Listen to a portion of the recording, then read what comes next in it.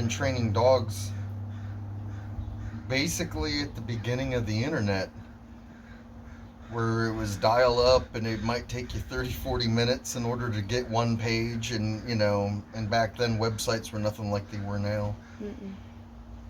How did you get information back then?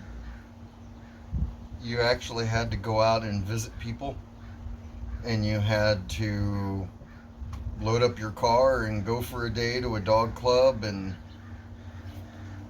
I mean, for me, I was in Ohio, and I remember the very first trip I made to a working dog club.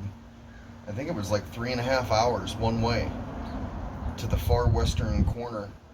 But at that time, I mean, you couldn't get on the internet and just Google something, or type something in a search engine. So you might have lucked out and found a couple of books in the library. A lot of it was stuff you'd you're trying on your own. And then, I mean, I think it's a culture. So I think once you can break the ice and learn that the culture's actually around, at least back then. Yeah. What motivated you to seek it out? Well, I started training dog. I wanted to learn how to train dogs from a dream, and that stemmed from a dream of me getting a pet rat. Whom that pet rat, I could call it basically on command, and when she would get out of her crate at night, and I would wake up in the morning, she would be on the pillow next to me. It was funny because my grandmother would. I was living with my grandmother at the time, and she'd have a fit. She'd get a little hairy that there's this rat running around down in her basement. But like, I could go down there and I would just basically call her. I didn't know what I was doing. It just was more feel, right? Just make little noises, because before that, I'd make little noises and give her food. Make little noises, give her food, and just after a while, she just, yeah. So it went from a pet rat to I had a dream that I should train dogs. And then I knew a guy that owned a coffee shop in Ohio that had bought a very high-end guard dog for his families. Not like his, but like his family and the extended family. They own greenhouses, and the greenhouses were getting robbed of copper. So he went out to, I mean, I can't remember where, maybe like St. Louis or something, and picked up a German Shepherd, and then went to Garfield Heights and found a trainer that was giving him handling lessons on how to live with this dog. And then I would just always, every time I go into the coffee shop, right, I'd always go in and ask him and talk to him. And then finally he gave me the guy's number. And then I called that guy probably about 9 months. And when I say I called him, I was probably at least every other week to at least once a week. Yeah. For about 9 months, asking him how I could get to learn whatever it is that he knows.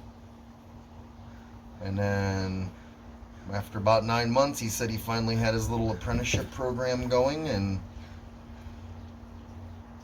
then, he set up interviews and whatnot, and then practical application.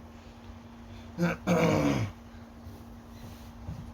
I went up with my little Dalmatian mixed dog and showed him what I could do with my dog.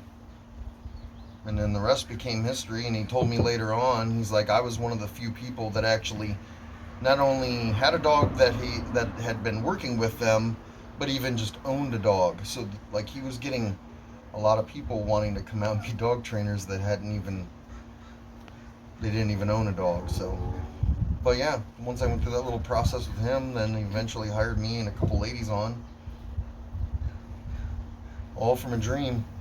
And then once I was there, I met different people that were in different levels of different kinds of dog training, right? And I met a guy named Dan, who was the one that initially told me about this sport called Schutzen.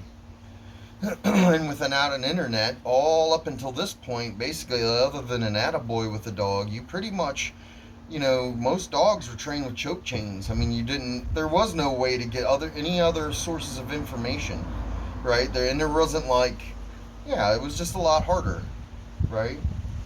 It actually, at least from my experience, it made you stop and really observe dogs and take time. I would go to dog clubs on a Saturday in not having a dog at a time or a working dog, and I would sit there for 8 hours on Saturdays or Sundays at working dog clubs around Ohio, just watching hours and hours and hours and hours and hours and on end. And then finally, maybe you build some rapport with some people because they see you come enough because you know that world, they need to, you kind of have to earn some respect. But yeah, man, I visited all the clubs all over Ohio and did that for years, just trying to learn. And that was the first time. That was the very, very first time that I had been exposed to the fact that you could do something other than a choke chain on a dog. Was at a working dog club because at that, I didn't even really know or understand when you would talk about like a dog with drive. I wouldn't even know any of that. So when I went there, man, that was like that. As my friend says, that was a game changer. Mm-hmm. Open to door.